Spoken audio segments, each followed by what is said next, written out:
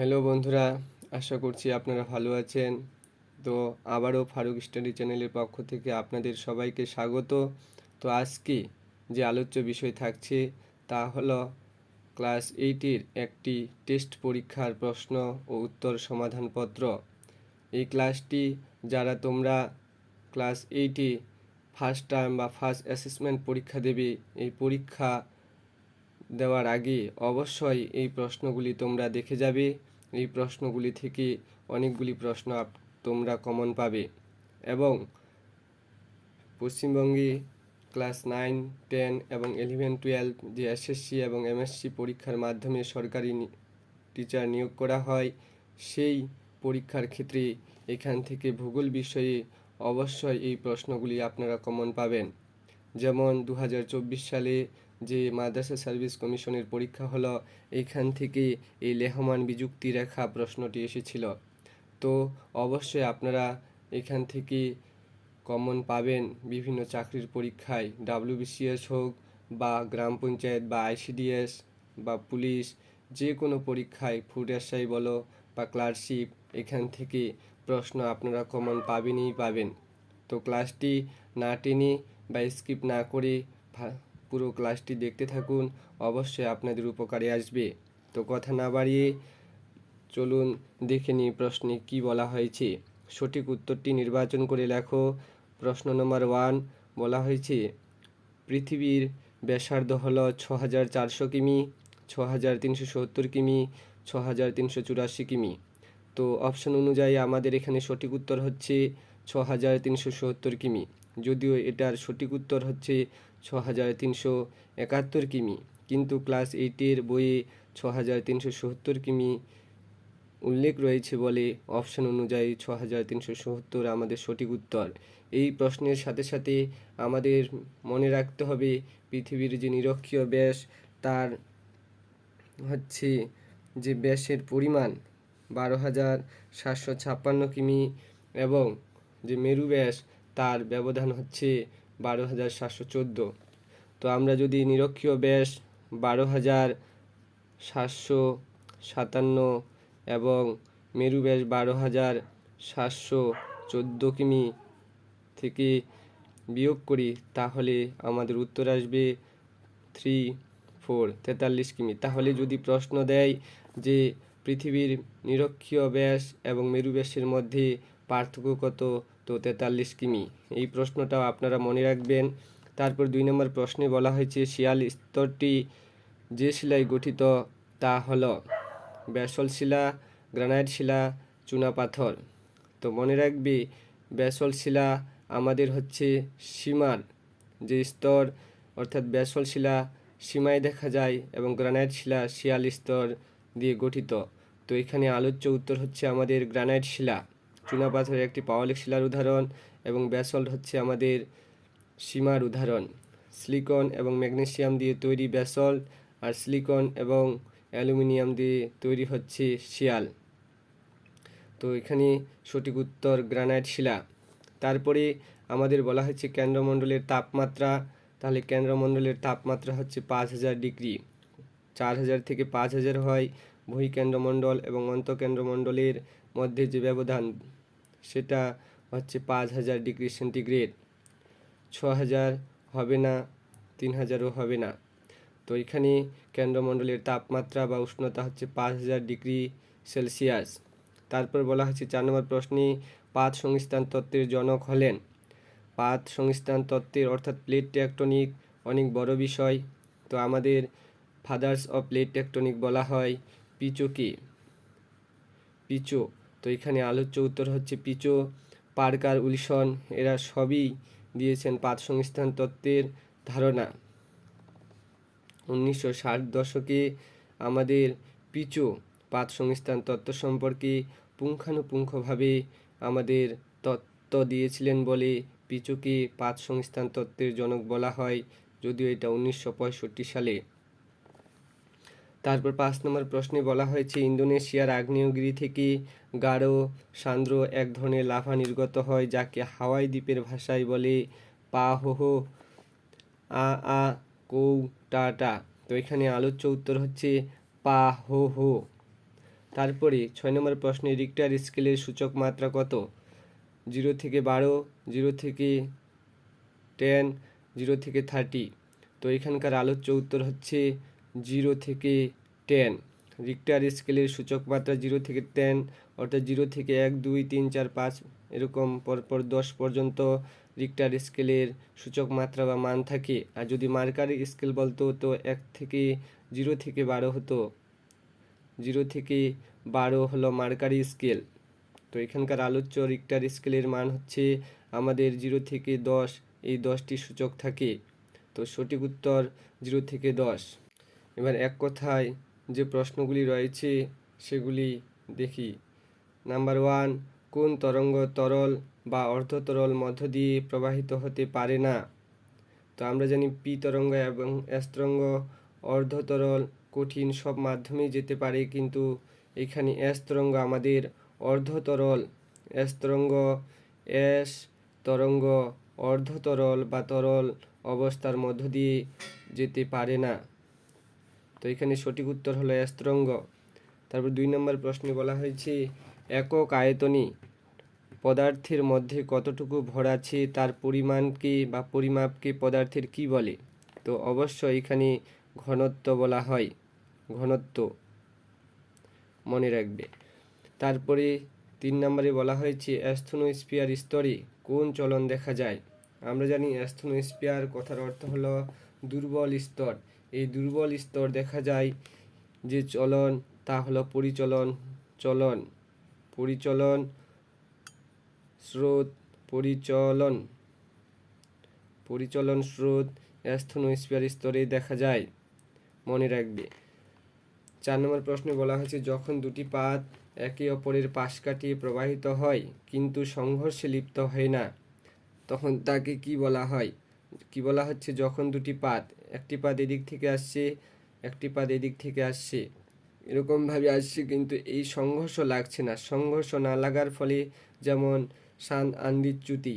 তো শান আন্দিচ্যুতি হচ্ছে নিরপেক্ষ পাতের উদাহরণ। তো যখন প্রশ্নে বলা হয়েছে দুটি পাত একে অপরের পাশ কাটিয়ে যাচ্ছে কিন্তু সংঘর্ষও হচ্ছে না, এই ধরনের পাতকে বলা হয় নিরপেক্ষ পাত বা সংরক্ষণশীল পাত বা রক্ষণশীল পাত। নিরপেক্ষ পাত মনে রাখবে। শান আন্দিচ্যুতি হলো প্রকৃত উদাহরণ নিরপেক্ষ পাতের। 5 নম্বর প্রশ্ন বলা হয়েছে একটি মৃত আগ্নেয়গিরির উদাহরণ দাও। একটি মৃত আগ্নেয়গিরির উদাহরণ দাও। আমরা জানি যে মায়ানমারের পোপো এবং মেক্সিকোর পারকুটিন, এই দুটি হচ্ছে মৃত আগ্নেয়গিরির উদাহরণ। কি বললাম? যে মৃত আগ্নেয়গিরির উদাহরণ মায়ানমারের পোপো এবং মেক্সিকোর পারকুটিন।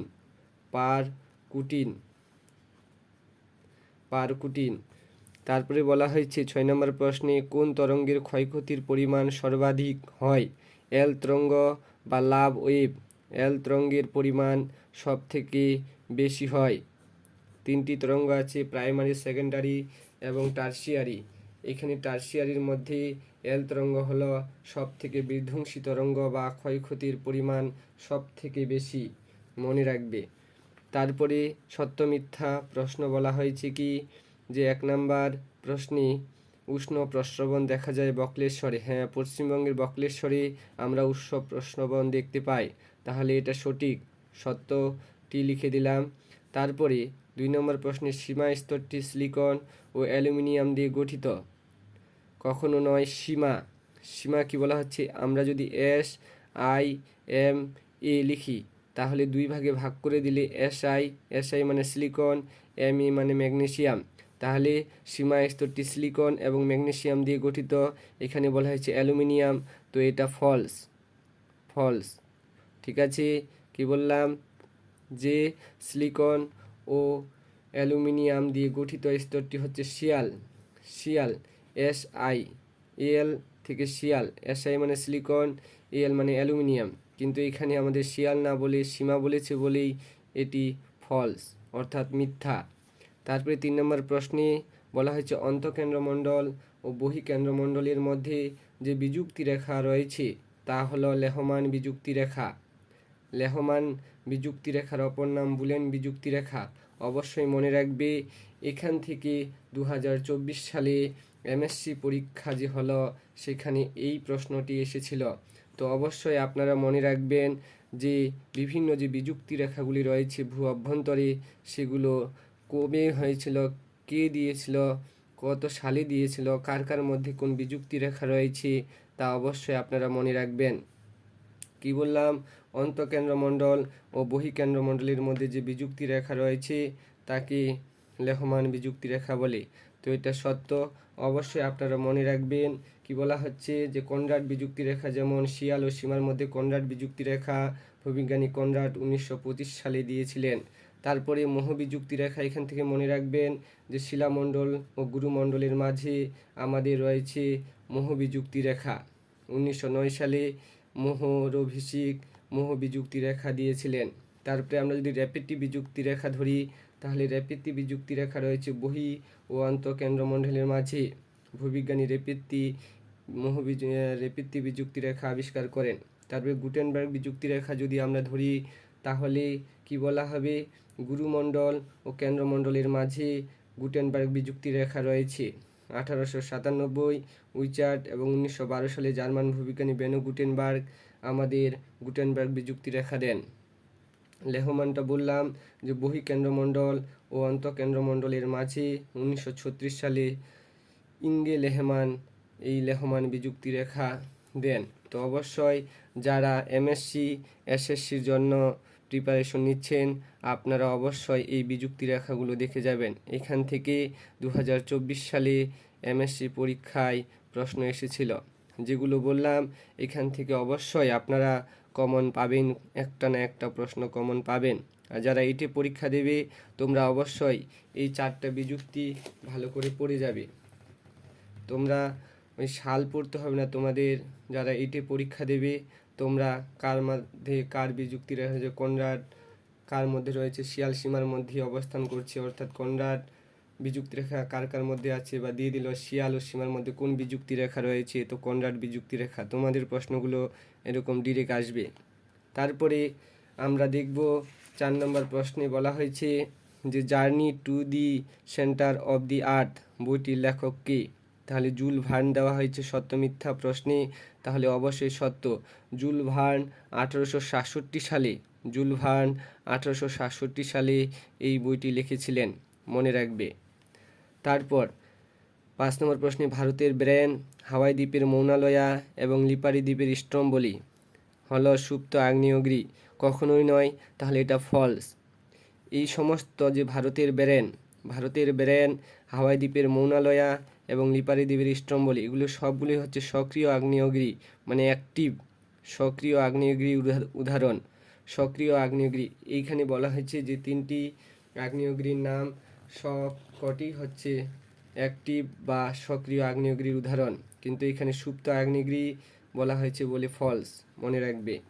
6 নম্বর প্রশ্নে অগ্নুৎপাতের উৎস বা উৎপত্তি হয় যার প্রভাবে তা হলো আগ্নেয়গিরি। অবশ্যই অগ্নুৎপাত ঘটলে সেটা আগ্নেয়গিরি থেকেই উৎপত্তি হবে। অগ্নুৎপাতের উৎস বা উৎপত্তি অর্থাৎ সোর্স অফ ভলকানিজম বা ভলকেনো, এই সমস্ত উৎপত্তি আগ্নেয়গিরি থেকে হয়, তাই এটি সত্য। এবারে সংক্ষিপ্ত উত্তর দাও। তাহলে 1 নম্বর প্রশ্নে বলা হয়েছে ভূতাপ শক্তি কি, লাভা ম্যাগমা কাকে বলে, ভূতাপ শক্তি কি। অবশ্যই তোমরা মনে রাখবে যে ভূতাপ শক্তি আমাদের যেমন এক প্রকার শক্তি, তেমনই পৃথিবীর কেন্দ্রের তাপ ধীরে ধীরে বাইরের দিকে অর্থাৎ পৃথিবী পৃষ্ঠের দিকে আসতে থাকে। এই তাপকে আমরা ভূতাপ শক্তি বলে চিহ্নিত করি। এই ভূতাপ শক্তি দেখা যায় আমাদের আমেরিকা যুক্তরাষ্ট্রে এবং আইসল্যান্ডে, মনে রাখবে। ভূতাপ হলো এক প্রকার শক্তি যা পৃথিবীর কেন্দ্রের তাপ ধীরে ধীরে বাইরের দিকে নিয়ে যায়, তাকে আমরা ভূতাপ শক্তি বলে চিহ্নিত করি। উদাহরণ দিয়ে তোমরা লিখবে যে আমেরিকা যুক্তরাষ্ট্র ও আইসল্যান্ডে লক্ষ্য করা যায়। তারপরে 2 নম্বর প্রশ্নে বলা হয়েছে লাভা ও ম্যাগমা কাকে বলে। তাহলে লাভা সুন্দর করে পয়েন্ট করে লিখবে যে ভূগর্ভের গলিত উত্তপ্ত অর্ধতরল ম্যাগমা ফাটল দিয়ে ভূপৃষ্ঠের বাইরে বেরিয়ে এলে তাকে লাভা বলা হয়। তারপর ম্যাগমা নিচে পয়েন্ট করে লিখবে যে ভূগর্ভের মানে পদার্থ যেগুলি থাকবে তা প্রচণ্ড চাপ ও তাপে গ্যাসে বাষ্প হয়ে মিশে গেলে তাকে ম্যাগমা বলা হয়। তারপরে আমাদের 3 নম্বর প্রশ্নে বলা হয়েছে সঞ্চয়জাত বা আগ্নেয় পর্বত কাকে বলে। সঞ্চয়জাত বা আগ্নেয় পর্বত বলতে বোঝায় যে অগ্নুদ্গমের সময় উৎক্ষিপ্ত পদার্থ ফাটলের মধ্য দিয়ে চারিদিকে ছড়িয়ে পড়লে বারবার তা অগ্নুৎপাতের সময় আগ্নেয় পদার্থ ফাটলের চারিদিকে জমা হয়ে শঙ্কু আকৃতির যে পর্বত ধারণ করে এবং সঞ্চয় কাজের মাধ্যমে জমা হয় তাকে বলা হয় সঞ্চয়জাত বা আগ্নেয় পর্বত। মনে রাখবে অবশ্যই। তারপরে 4 নম্বর প্রশ্নে বলা হয়েছে প্রশান্ত মহাসাগরীয় আগ্নেয় মেখলা বলতে কি জানো, বা প্রশান্ত মহাসাগরীয় আগ্নেয় বলয় বা অগ্নিবলয় এভাবেও আসতে পারে। তো প্রশান্ত মহাসাগরীয় আগ্নেয় মেখলা অবশ্যই পয়েন্ট করে লিখবে যে প্রশান্ত মহাসাগরীয় আগ্নেয় মেখলা বলতে বোঝায় পৃথিবীর বেশিরভাগ অংশ জুড়ে জীবন্ত আগ্নেয়গিরি প্রশান্ত মহাসাগরকে বলয়ের মতো ঘিরে রয়েছে এবং প্রশান্ত মহাসাগরের যে দুদিক উপকূলবর্তী এলাকা তা আগ্নেয় বলয় দ্বারা ঘিরে থাকার কারণে একে প্রশান্ত মহাসাগরীয় আগ্নেয় মেখলা বলা হয়। তো এই হলো আমাদের 2 নম্বর প্রশ্ন লেখার মানে ধরন। আর তোমরা অবশ্যই একটা বৈশিষ্ট্য স্বরূপ লিখবে যে পৃথিবীর 70 থেকে 80% ভূমিকম্প এই প্রশান্ত মহাসাগরীয় আগ্নেয় মেখলা অঞ্চলে সংঘটিত হয়। তো 70 থেকে 80 কোনো বইয়ে আমরা যদি দেখতে যাই যে এমএসসি এসএসসি বইগুলোতে টেক্সট বইগুলোতে তো 80% অনেক জায়গায় লেখা রয়েছে, কিন্তু যারা ক্লাস 8-এ তোমরা পড়ো তোমাদের বইয়ে 70% লেখা রয়েছে। তো অবশ্যই এটা আমাদের ভেবেচিন্তে উত্তর দিতে হবে। যদি চাকরির পরীক্ষায় এসে থাকে 70 বা 80 আসলে আমরা 80টাকে সিলেক্ট করব। পর্ষদের বইয়ে ভুল থাকে না, তবুও কোনো সময় অপশন অনুযায়ী আমাদের উত্তর ঠিক করতে হয়, সেটাও আমাদের বিবেচনার মধ্যে থেকে থাকে। তারপরে নাম্বারের প্রশ্নে আমরা চলে যাব। বলা হয়েছে চিত্রসহ 3 প্রকার পাতের পরিচয় দাও। তো আমাদের পাত জানি আমরা 3 প্রকার: অভিসারী পাত, প্রতিসারী পাত এবং নিরপেক্ষ পাত। তো অভিসারী পাত পণ করবে, তারপরে তোমরা লিখবে যে অপসারী বা গঠনকারী, বা অভিসারী বা গঠনাত্মক পাত। তো মনে রাখবে যখন দুটি পাত আমাদের পরস্পরের বিপরীতমুখী হয় তখন সেই ধরনের পাতকে বলা হয় অপসারী পাত বা গঠনকারী পাত। বিপরীত দিকে একটি পাত এদিকে আসবে আর একটি পাত তার বিপরীত দিকে যাবে, এই ধরনের পাতকে আমরা বলে থাকি অপসারী বা গঠনকারী পাত। মনে রাখবে। তারপরে প্রতিসারী পাত বা বিনাশকারী পাত পয়েন্ট করব। প্রতিসারী পাত বা বিনাশকারী পাত যখন দুটি পাত পরস্পরমুখী হবে, অর্থাৎ যখন দুটি পাত একে অপরের সামনাসামনি এসে সংঘর্ষে লিপ্ত হবে, তখন সেই ধরনের পাতকে প্রতিসারী পাত বা বিনাশকারী পাত বলা হয়। তারপরে 3 নম্বর পয়েন্ট করব নিরপেক্ষ পাত বা সংরক্ষণশীল পাত বা রক্ষণশীল পাত। যখন দুটি পাত একে অপরের পাশ কাটিয়ে এগিয়ে চলবে কিন্তু সংঘর্ষে লিপ্ত হবে না। কেমন পাতটি? ধরো একটি পাত এদিকে যাচ্ছে, আরেকটি পাতও তার দিকে এগিয়ে আসছে, কিন্তু এই পাত দুটো এই জায়গায় যে টাচ না হয়ে এটি পাত এরকমভাবে সরে চলে যায়, এটি পাত এর গা ঘেঁষে চলে যায়, কিন্তু সংঘর্ষ লাগছে না, যেরকম শান আন্দির চ্যুতি। তাহলে নিরপেক্ষ পাতের অপর নাম কি বললাম? সংরক্ষণশীল পাত বা রক্ষণশীল পাত। এরকমভাবে 3 প্রকার পাতের সংজ্ঞা তোমরা দিয়ে দিবে যদি এই প্রশ্নটা 3 বা 5 এসে থাকে। তারপরে শিয়াল ও সীমার মধ্যে পার্থক্য লেখো। এই শিয়াল আর সীমা আমাদের কনরাড বিযুক্তি রেখার মধ্যে দেখা যায়। তো কি করবে? পয়েন্ট করবে তোমরা। কেমন করে? চার্ট বানাবে সুন্দর করে, একটাতে বিষয় লিখবে, এক জায়গায় শিয়াল, এক জায়গায় সীমা। ধরো এই জায়গায় বিষয় লিখলাম, তারপরে আমরা লিখব শিয়াল, ও সীমা। সীমা, এখানে আমরা সংজ্ঞা লিখব যে শিয়াল সিলিকন ও অ্যালুমিনিয়াম দিয়ে গঠিত স্তরকে শিয়াল বলা হয়, আর সীমা বলা হয় সিলিকন ও ম্যাগনেসিয়াম দিয়ে গঠিত স্তরকে সীমা বলা হয়। তারপরে আমরা উদাহরণ পয়েন্ট করব। উদাহরণ পয়েন্ট করে লিখব কি, যে শিয়ালের উদাহরণ হচ্ছে আমাদের গ্রানাইট শিলা এবং সীমার উদাহরণ হচ্ছে ব্যাসল্ট শিলা। এরকমভাবে তোমরা লিখে দিবে। তারপরে আমরা কি দিতে পারি, যে এর ঘনত্ব, ঘনত্ব হিসাবে কি দিব, ঘনত্ব হিসাবে আমরা দিব যে সীমার ঘনত্ব 2.9 গ্রাম পার ঘন সেমি, গ্রাম পার সেমি কিউব, ঠিক আছে। তারপরে শিয়ালের ঘনত্ব 2.7 গ্রাম পার ঘন সেমি। বোঝা গেল? এরকমভাবে তোমরা একটা লিখবে কি উদাহরণ, আরেকটা লিখবে ঘনত্ব, ঠিক আছে। এরকমভাবে সুন্দর করে তোমরা, পার্থক্যটা যদি 3 নম্বরে আসে তো 3-এর জন্য 3টা পয়েন্ট দিলে তোমরা 3-এ 3 পেয়ে যাবে। কারণ ক্লাস 8-এর তোমরা ছোট ক্লাস, সেজন্য ছোট করে লিখলেই 3টা পয়েন্ট 3-এ 3 পাবে। আর এমএসসি পরীক্ষায় আসে যে শিয়াল কোন শিলা দিয়ে গঠিত, তো অবশ্যই গ্রানাইট। সীমা কোন শিলা, ব্যাসল্ট। আর শিয়ালের ঘনত্ব কত, তো 2.7 গ্রাম পার ঘন সেমি কিউব প্রায়, আর সীমার ঘনত্ব 2.9 গ্রাম পার সেমি কিউব। তো অবশ্যই আপনারা এই প্রশ্নগুলি মনে রাখ। ওকে বন্ধুরা, আজকে এই পর্যন্তই। নিজের প্রতি খেয়াল ও পরিবারের প্রতি খেয়াল রাখবেন, কেননা বর্তমানে ওয়েদার খুব খারাপ চলছে।